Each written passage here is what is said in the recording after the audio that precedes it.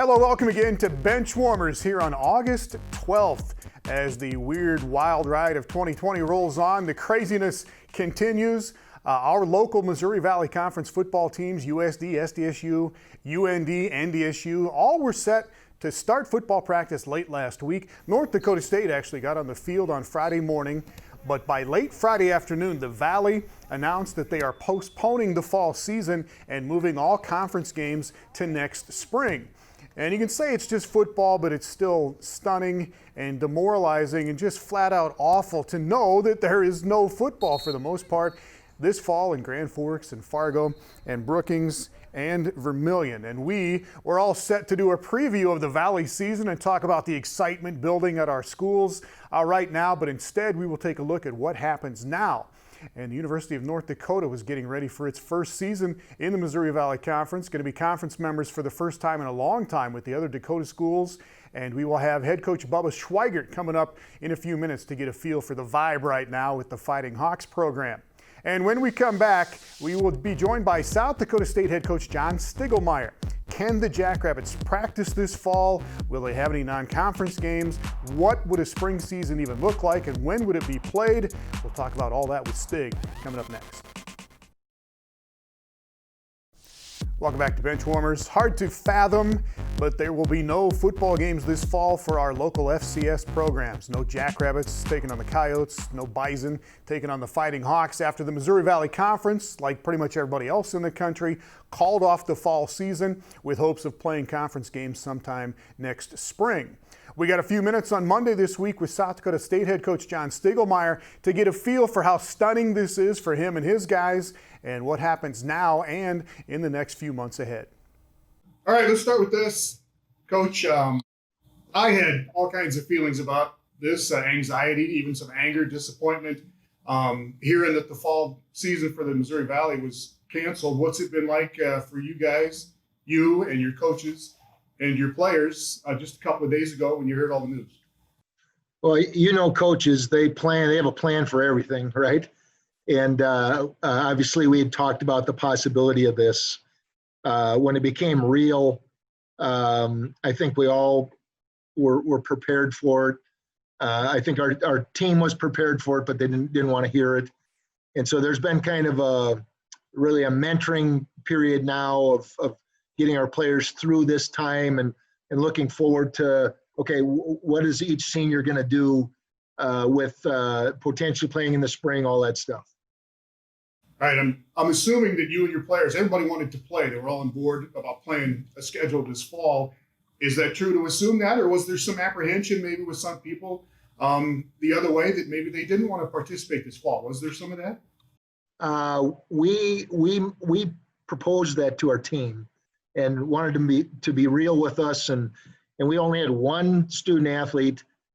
His parents wanted to know if they were going to have to sign things. So from the outside, our guys were all on board and ready to go. I will say this, Tom, we said, back in March, we said every decision we make is going to be for, number one, the welfare of our team is the priority. And so I think this is the right decision for that, for the health of our football team. All right, as far as what's going on now, did you get some practices started last week? What's practice? Are you practicing now? We're doing walkthroughs now. We did not get any practices in. We were supposed to start the 7th. Really, that's when all this stuff came down. Our president and athletic director asked us to put that off a while because we didn't have a game scheduled until the 26th of September. So, and that was the right decision. So really all we're doing is mental stuff right now. All right. And can you continue to maybe not practice, but as you said, at least be in contact with your team and have meetings and those kinds of things, or even in the next week or two here, what happens? Yeah. We're gonna start fall camp on the 17th, and we're gonna approach it a week from today. We're gonna approach it. We're hoping to approach it like spring ball, where we're gonna get 15 practices in, develop our skills, get the offense, defense, special teams in, end with a spring game. If we schedule a game or two, then we'll end with that type of deal. But we're surely not going to practice for 4 months straight here in the fall with nothing really to look forward to. Gotcha. And there's a chance of playing some non-conference games this fall. That's not set yet, but there's a possibility there. There is, yeah. The decision was made that up to 3 non-conference games. I don't know what's happened with some of the guarantee games for the other teams, but we did have, I think, 4 or 5 teams that had FBS games that were still on the docket. Honestly, I wish all of football would go follow our lead, and then we'd all be on the same page. But I'm not in charge of FBS, so that's just a wish for me. I think it's being hard for our players, Tom, to watch football, college football on TV this fall and not be able to play it themselves. Yeah, and as we sit here on Monday, there's a possibility by Wednesday that could change and nobody could be playing football this fall, and it just boggles the mind. But you talk about a spring conference season. What does that look like? When would you play? We would start the season sometime in March. I think the goal would be to get 8 games in, and then all the conferences that do that have probably a pared down FCS playoff. I mean, our guys the huge majority are in favor of playing in the spring if there's an FCS playoff. That's kind of our mentality here, that's how our season works. That's what we play for, having been in the playoffs so many years straight. So I think that would be good. I don't know. You say, how will it work? We've got a beautiful indoor. You've been in it to practice in, but I've also seen blizzards that shut down the school here in April. So I don't know how it would work, but I think it'd be pretty cool for our players and fans to be able to play in the spring. All right, you touched on what it's like for your seniors right now, the emotions and everything else they got to be going through, and just that in general. But you're going to have some more NFL prospects: Kate Johnson, Wes Janant, Logan Backus, some of these guys, and that might get a little strange in a spring season, couldn't it? Yeah, there's so many different scenarios for those guys, and we have 20 seniors, Tom. We got one guy we got 2 guys going to med school. We got 1 guy going to law school. We got the NFL guys, and this just really throws a whole different situation for them. And so I understand. I'm for pursuing your dream, whether it's in terms of profession or the sport. And so whatever they decide, we'll be behind them, and so on. I wouldn't want a young man to put off anything and make football the most important thing in their life. I would never want them to do that. All right. And as you said, still plenty to be sorted out at this point. You said coaches prepare for everything, but I mean, this has been a huge test of that kind of statement, isn't it? It is. And just as you said, it could all change Wednesday. We're ever evolving. I think I went through probably 6 or 7 different practice scenarios, we can't all locker in the locker at the same time. Social distancing doesn't allow us to be in the locker, all of us. So we really have a plan for 2 different practices. One group goes in, they go practice for an hour, and the other group comes in and we mesh in the middle, do special teams, and then the first group leaves. And that's the cards we're dealt with. Totally different than we've ever had. We lift by roommates, because they don't have to social distance a roommate. And all those things have been totally different this year. All right. So the rest of this week, starting like Wednesday to Friday this week, you're planning, you're meeting with, as you said, get together with some of your seniors and see where their heads are at. But what else is going on later on this week? Well, we got a really cool thing on Tuesday. The chaplain from the Kansas City Chiefs is coming up to do an FCA event in town here to kick off the school year. And so he's going to visit with our players Tuesday morning. I think the guys will really enjoy. I know they'll really enjoy that. Again, Monday, Wednesday, Friday, we're lifting and running, and Tuesday, Thursday, Saturday, we're meeting via Zoom, and walking through football stuff. There's 2 ends of the spectrum here. I don't want to forget to not address this. So we have the seniors that had their year kind of turned around. Then you have these 30 true freshmen that come in, and how do you build camaraderie and bonding and so on when you're visiting with them on the Zoom and they're stuck with their roommates, and you can't have a position meeting. And so we're really, on that note, we're really trying to do some things with our true freshmen to get them to get over the homesick deal and attach themselves to South Dakota State and South Dakota State football. Yeah, and you have talked for years and years and years about this. Of you've got the football part of what you do, and then the mentoring and turning these young men into men, and that is probably coming to the forefront even more at this point in time, isn't it? Yeah, it is. And during fall camp, we have what we call Stig Pop. We have a meeting at the end of the day, and the seniors address the team. Each one of them gets a 10, 15-minute slot to address the team, talk about their experience and stuff. That stuff's all done. We can't do it. And I asked our seniors, do you want to do your senior talk via Zoom? And they said, it's not the same, Coach. Somehow, some way we want to do it in person. So we're trying to work that out also. So, but really, we're all individuals, and God made us so when we battle through tough things, we're stronger because of this. And South Dakota State football is going to be stronger because of this thing we're going through right now. All right. It's good to see your office, even if it is through Zoom. So it's good to be in my office. Yeah, exactly. All right. Good to talk to you. Hope we see some football this fall. We'll be in touch. All right. Take care. Good to see you. Thanks, John. And just my own thought, but the likelihood of the Jacks playing any non-conference games is probably slim to none. Just doesn't make any sense to try and play only those games and not conference games. But the school will determine the best course and make the call on that coming up soon. Well, when we come back, we go to Grand Forks, North Dakota. Alex Heinert has a sit-down with UND head coach Bubba Schweigert, as the Fighting Hawks will have to wait a little longer now to play their first season in the Missouri Valley Football Conference. Are there any positives in the postponement? Heinert and Schweigert with the answers coming up. Benchwarmers on Midco Sports Network is presented by Avera Orthopedics. Welcome back. Talking Missouri Valley Conference football this week and the impact of the Valley decision to postpone the fall football season and try to play it next spring. The University of North Dakota was set to play its first season in the Valley this year, but that is on hold. And Midco SN's Alex Heinert was in Grand Forks on Monday to talk with UND head coach Bubba Schweigert.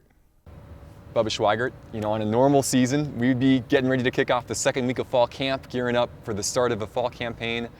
Obviously, this is not a normal season. Just kind of talk me through how you and this team have processed the last week or so with the information that fall football is not going to happen this year for the University of North Dakota. Well, it really was 24 hours at a time, just getting new information. We were one of the teams that felt like we were a leader in the area. We had tested the last 5 weeks, so we had a plan how we deal with the testing and knew there would have to be adjustments made to practice schedules and training. And as it got closer to starting date, we pushed it back a couple different times, and then obviously reality set in Friday night when a decision was made to not have a fall conference football season. So trying to be patient, trying to be thoughtful how we move forward. That's what we're doing, and that's what we're asking the team to do too, is be patient and listen for directions. Yeah, you got to assume there was disappointment in that room because they've been working all spring and all summer, building up to this. And really up until last week, there still was the hope, even if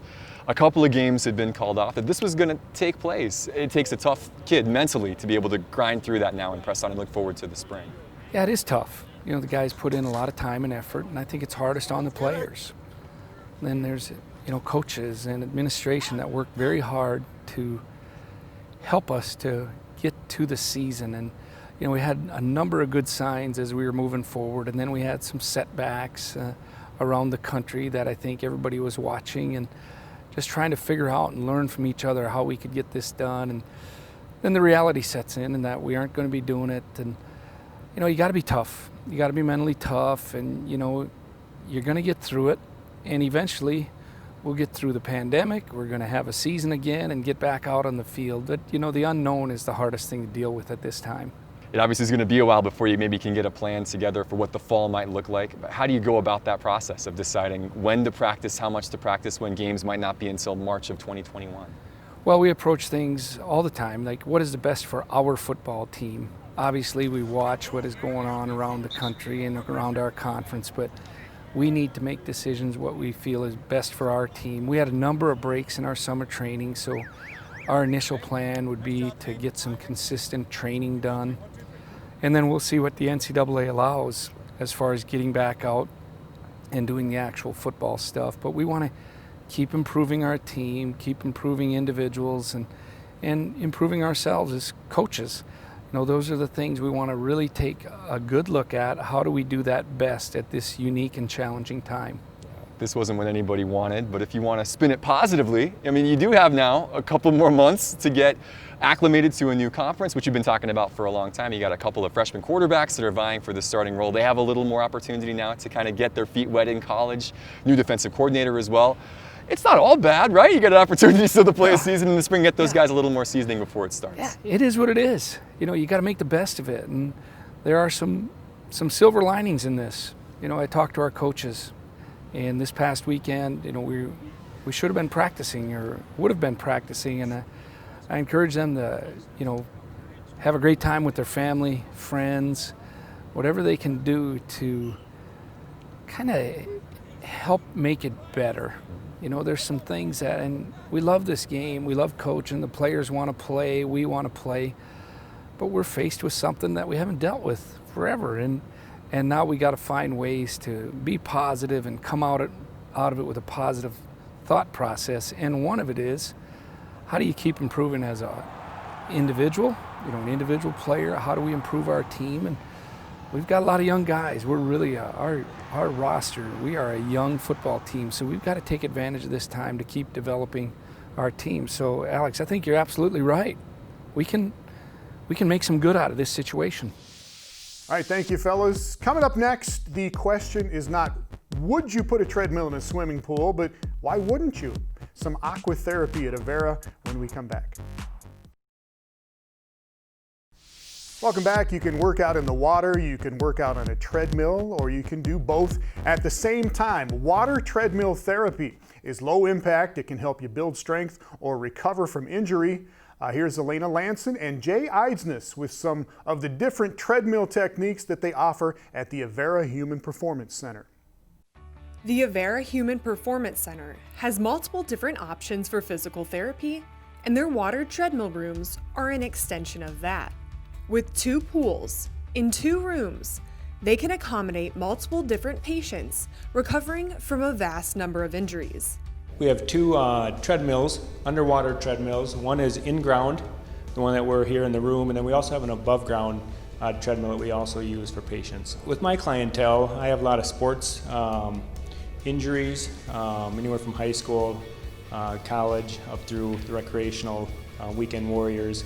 While the treadmills are mostly used for lower body injuries, it is not limited to treating the lower extremities. My patient population right now currently is a lot of lower body injuries, so I'm doing mainly core and lower body exercises in here. But we do have some therapists that will use it for shoulder rehab in the pool. The properties of water, we kind of will think of the buoyancy of water. So that buoyancy works opposite of gravity, so it tends to lift you, so it's easier on weight-bearing structures.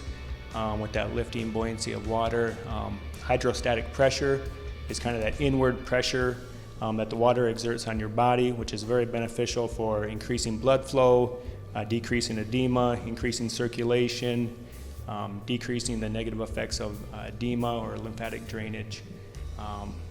And then viscosity, the resistance of the water. Water is more dense than air, so you get that resistance, which adds strengthening when you're in water compared to if you're on land.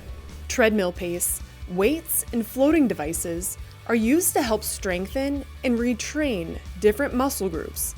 And water therapy is very accessible. That is true. In the state of South Dakota, we have what we call direct access.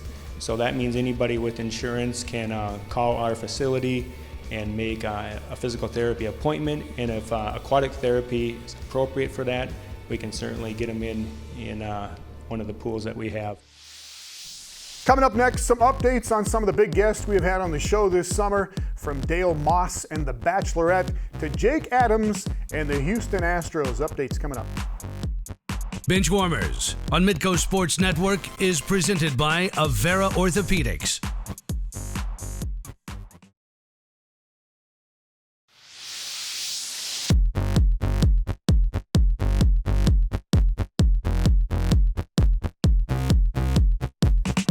Well, our thanks and best wishes to all of our guests who took the time to join us on the show this summer. Former SDSU basketball and football star Dale Moss is in the middle of a reality TV firestorm right now after rumors started last week that he had stolen the heart of Claire Crowley during the recent taping of The Bachelorette, leading to the reported dismissal of both of them from the show and a butt ton of publicity for our man Dale. And we did contact Moss. He says he simply cannot comment on the rumors at this time, although they might be true or not. We don't know. Whatever the case, best of luck to Dale in his blossoming modeling and entrepreneurial career.